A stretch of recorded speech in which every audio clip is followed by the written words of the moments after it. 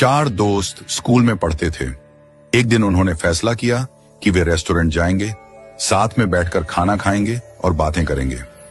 वे एक छोटे से रेस्टोरेंट में गए, खाना ऑर्डर किया और हंसी मजाक के साथ अपनी दोस्ती के लम्हों का आनंद लेने लगे। बातों बातों में उन्होंने एक निर्णय लिया। आज के बाद वे ठीक 40 साल बाद इसी जगह मिलेंगे। वे तब तक अपने अपने करियर में व्यस्त रहेंगे और सफलता हासिल करेंगे। शर्त यह थी कि जो सबसे देर से पहुंचेगा वही पूरे खाने का बिल चुकाएगा। समय बीतता गया। चारों दोस्त अपनी अपनी जिंदगी में आगे बढ़ गए। कोई बिजनेसमैन बना, कोई वकील, कोई जज और कोई अध्यापक। सभी अपने कार्य क्षेत्र में सफलता की ऊंचाइयों को छूने लगे। 40 साल बाद अब वह छोटा सा रेस्टोरेंट एक भव्य 5 स्टार होटल बन चुका था और वहां काम करने वाला एक साधारण वेटर अब उस होटल का मालिक बन चुका था। वह भी उस दिन का इंतजार कर रहा था। समय आया और पहले एक दोस्त पहुंचा, फिर दूसरा, फिर तीसरा। वे एक दूसरे से मिलकर बेहद खुश हुए, लेकिन चौथा दोस्त अभी तक नहीं आया था। थोड़ी देर बाद होटल के रिसेप्शन पर फोन आया। होटल मालिक ने फोन उठाया और कहा, आपके चौथे मित्र ने कहा है कि आप लोग खाना शुरू कर दीजिए, वह बस आने ही वाले हैं। तीनों ने सोचा कि शायद वह किसी काम में फंस गया होगा और सबसे देर से आने वाला वही होगा। उन्होंने भोजन किया, पुरानी यादें ताजा की, अपनी अपनी जिंदगी के अनुभव बांटे। काफी देर बीत गई, लेकिन चौथा दोस्त नहीं आया। जब बिल मंगवाने का समय आया तो होटल मालिक ने कहा, बिल पहले ही चुका दिया गया है। तीनों हैरान हुए। किसने?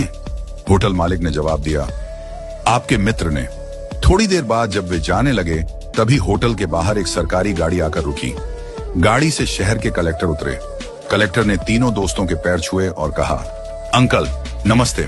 तीनों हैरान रह गए। ये कौन है और हमारे पैर क्यों छू रहा है? कलेक्टर ने नम आंखों से कहा, मैं आपके चौथे मित्र का बेटा हूं।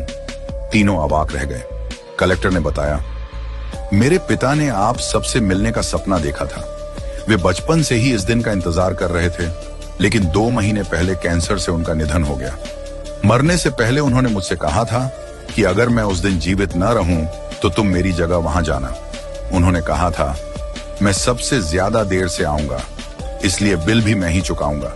ये सुनकर तीनों दोस्तों की आंखें भर आईं। तीनों दोस्तों को अपने मित्र की मृत्यु का गहरा दुख हुआ, लेकिन उससे भी ज्यादा दुख इस बात का था कि 40 साल तक वे एक दूसरे से नहीं मिले। क्यों इतनी जिद की कि 40 साल इंतजार करना पड़ा? क्या फायदा ऐसी शर्त का जो दोस्ती से ज्यादा महत्वपूर्ण हो गई? आज हम भी अपनी जिंदगी में यही गलती कर रहे हैं। हम अपने परिवार, रिश्तेदारों और दोस्तों से मिलने का समय नहीं निकालते। हम अपने माता पिता से दूर रहकर जीवन की भागदौड़ में इतने व्यस्त हो जाते हैं कि जब हम वापस लौटते हैं तब तक बहुत देर हो चुकी होती है। जब वे दुनिया से चले जाते हैं तो हमें अफसोस होता है, काश हमने उन्हें समय दिया होता। हमारे पास धन दौलत, ऐशो आराम, गाड़ियां और बंगले हो सकते हैं, लेकिन अगर हमारे पास अपने लोगों के लिए समय नहीं है तो हमारे पास कुछ भी नहीं है। भगवान श्री कृष्ण कहते हैं, वसुधैव कुटुंबकम, यानी पूरी दुनिया एक परिवार है। इसलिए पैसा कमाने से ज्यादा रिश्ते कमाने पर ध्यान दें। जो वक्त बीत जाता है वह कभी वापस नहीं आता। वक्त का दान सबसे बड़ा दान है।